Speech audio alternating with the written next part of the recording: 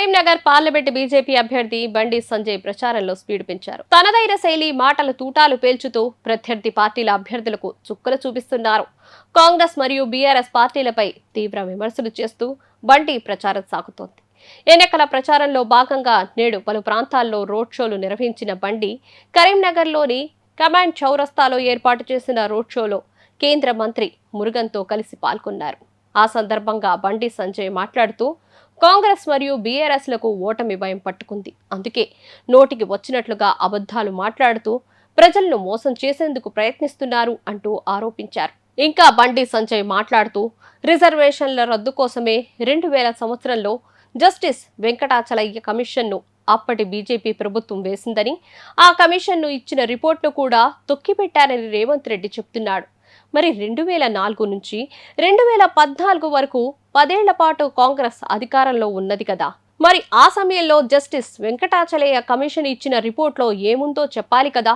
ఆ రిపోర్ట్ను అప్పుడే బయటపెట్టి బీజేపీ తీరును విమర్శించాలి కదా అంటూ బండి సంజయ్ ప్రశ్నించారు. ఆ సమయంలో ఎందుకు కమిషన్ రిపోర్ట్ను బయటపెట్టలేదు? అప్పుడు ఏమైనా గాడిద పళ్ళు తోముతున్నారా? ప్రజలను తప్పుదో పట్టించేందుకే రిజర్వేషన్ల విషయాల్ని తెరపైకి తీసుకువచ్చి కాంగ్రెస్ రాజకీయాలు చేస్తుందని ఈ సందర్భంగా బండి ఆరోపించారు. కరీంనగర్ కి గతంలో ఎంపీగా చేసిన వినోద్ కుమార్ పై బండి తీవ్ర విమర్శలు చేశారు.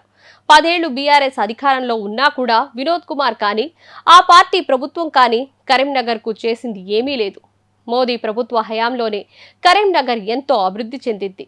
నరేంద్ర మోదీ నిధులతో కేసీఆర్ సోకులు పడ్డాడని, కేంద్ర నిధులకు తప్పుదో పట్టించిన బీఆర్ఎస్ నాయకులకు అధికారులను ఎదిరించి వారం రోజుల్లో కరీంనగర్కు నిధులు తీసుకువచ్చామని అన్నారు. ఎలకతుర్తి హైవేకు 2000 కోట్ల నిధులు మంజూరు చేయించి ప్రధానమంత్రి నరేంద్ర మోడీచే ప్రారంభించామని, ఎలకతుర్తి నుండి సిద్దిపేటకు 500 కోట్లతో రోడ్ల నిర్మాణం పనులు చేపట్టామని పేర్కొన్నారు. దేశంలో పేదలకు సంక్షేమ పథకాలు అందాలి అంటే మోదీ ప్రభుత్వంతోనే సాధ్యమవుతుందన్నారు. దళిత, గిరిజన, బీసీలు, అకరుకుల పేదల అభ్యున్నతి కోసం నిరంతరం మోదీ ప్రభుత్వం పాటుపడుతుందని అన్నారు. రిజర్వేషన్లు రద్దు చేయాలనే ఆలోచన బీజేపీకి లేదని, అంబేద్కర్ రాసిన రాజ్యాంగ ఫలాలు అట్టడుగునున్న పేదలకు చెందాలన్నదే మోదీ సిద్ధాంతమన్నారు. తెలంగాణ కాంగ్రెస్ నేతలు రేవంత్ రెడ్డి సీఎం కుర్చీకి ఎసరు పెట్టి ఢిల్లీకి పోయి బడా నేతలతో మీటింగులు పెట్టారని ఆరోపించారు.